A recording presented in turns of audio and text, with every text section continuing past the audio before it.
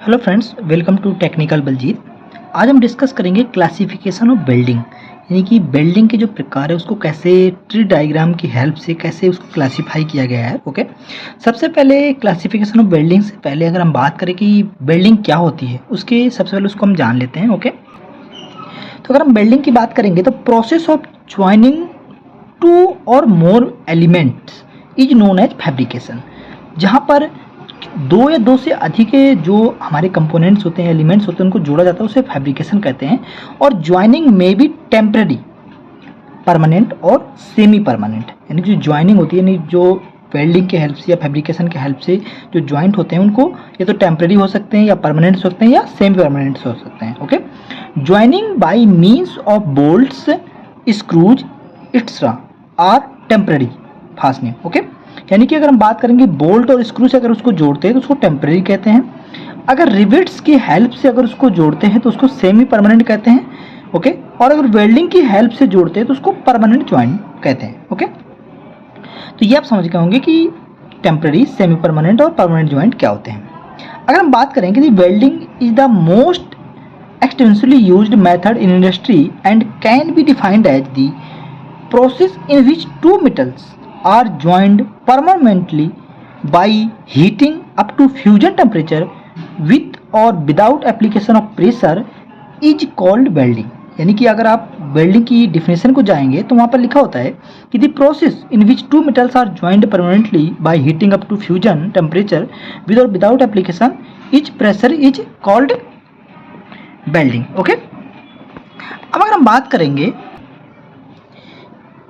अब अगर देखें तो इसमें लिखा है कि to weld the metal, filler metal may or may not be used. जो फिलर मेटल होता है, आपने वेल्डिंग करते समय रॉड देखी होगी जिसको फिलर मेटल बोला जाता है, तो उसका यूज किया भी जा सकता है और नहीं किया जा सकता है। यानी कि दो प्रकार की वेल्डिंग होती है जिसमें उसका यूज भी होता भी है और नहीं भी होता है। ठीक है, हम उसको आगे डिफाइन करेंगे आपको कि कहाँ पे फिलर मेटल यूज होता है, कहाँ पे नहीं होता है। ठीक है, the thermal energy required for welding is supplied by electrical और केमिकल मीन्स। ओके, तो थर्मल एनर्जी यानी कि हीट एनर्जी की रिक्वायरमेंट होती है वेल्डिंग के करने के लिए। ठीक है, अब तो ये थी वेल्डिंग की डिफिनेशन। ओके, और जैसे कि आप वेल्डिंग के एडवांटेज भी देख सकते हैं। अब हम चलते हैं कि क्लासिफिकेशन ऑफ वेल्डिंग में क्या क्या उसकी क्लासिफिकेशन है और वेल्डिंग को कैसे जो है वो डिवाइड किया गया है। सबसे पहले बात करें हम क्लासिफिकेशन ऑफ वेल्डिंग में, तो इलेक्ट्रिक रेजिस्टेंस वेल्डिंग, यानी कि ये 5 टाइप्स की वेल्डिंग है, जिसमें से electric resistance welding, solid state welding, fusion welding, soldering welding और ब्रेजिंग, ये 5 प्रकार से इसको डिवाइड किया गया है और 5 प्रकार को अलग अलग से डिवाइड किया गया है। अगर हम बात करेंगे कि जो रेजिस्टेंस वेल्डिंग यानी कि इलेक्ट्रिक रेजिस्टेंस वेल्डिंग, जहाँ पर फिलर मेटल की रिक्वायरमेंट नहीं होती है, जैसे कि हमने बात किया था जब इंट्रोडक्शन में हम वेल्डिंग के देख रहे थे, तो वहाँ पे फिलर मेटल की रिक्वायरमेंट नहीं होती है। ठीक है, तो रेजिस्टेंस वेल्डिंग में अगर हम बात करेंगे तो रेजिस्टेंस वेल्डिंग में जो टाइप्स होते हैं वो होते हैं resistance butt welding, flash welding, spot welding, seam welding, projection welding, precision welding और high frequency resistance welding. Okay, हमने स्पॉट वेल्डिंग और प्रोजेक्शन वेल्डिंग को कंप्लीट डिस्कशन की कैसे मशीन के थ्रू कैसे करते हैं, उसकी मशीनिंग कैसे वर्क करती है, हमने डिफाइन कर रखा है।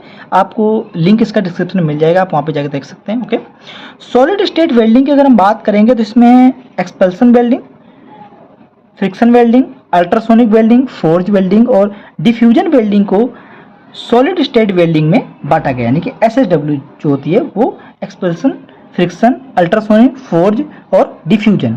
ओके, वहीं अगर हम बात करेंगे फ्यूजन वेल्डिंग, फ्यूजन वेल्डिंग में कई प्रकार के टाइप्स हैं जिसको डिवाइड किया गया है। सबसे पहले अगर हम बात करेंगे तो इसको डिवाइड किया गया है electric arc welding, gas welding, thermit welding, laser welding, electron beam welding और electro slag welding. Fusion welding को बांटा गया है आपको 6 टाइप्स की वेल्डिंग में। ठीक है, वहीं अगर हम बात करेंगे इसके जो इसका एक सब डिवीजन है इलेक्ट्रिक आर्क वेल्डिंग, उसको भी कई टाइप्स में बांटा गया है। ठीक है, जिनमें से सबसे जो ज़्यादा यूज होता है metal arc welding, carbon arc welding, tungsten arc welding, plasma arc welding, stud arc welding, atomic hydrogen welding, submerged welding और inert gas arc welding. Submerged जो आर्क वेल्डिंग होती है वो अधिकतर पानी में यूज की जाती है, यानी कि वाटर लेवल पे, जहाँ पे सी लेवल पे यूज की जाती है। ठीक है, वहीं अगर हम बात करेंगे सोल्डरिंग की, तो सोल्डरिंग में deep soldering, furnace soldering, induction soldering, ये सोल्डरिंग के टाइप्स हो गए। ठीक है, लेकिन अगर हम बात करेंगे ब्रेजिंग की, तो ब्रेजिंग में डिप ब्रेजिंग, फ्लेम ब्रेजिंग और इंडक्शन ब्रेजिंग और डिफ्यूजन ब्रेजिंग।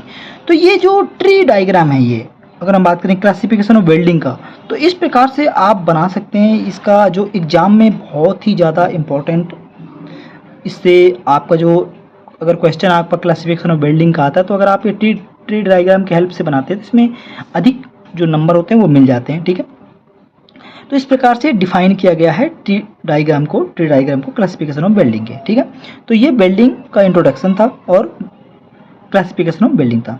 नेक्स्ट वीडियो हम बात करेंगे इलेक्ट्रिक रेजिस्टेंस वेल्डिंग के बारे में, जिसमें से हमने ऑलरेडी स्पॉट और प्रोजेक्शन वेल्डिंग को डिफाइन कर रखा है।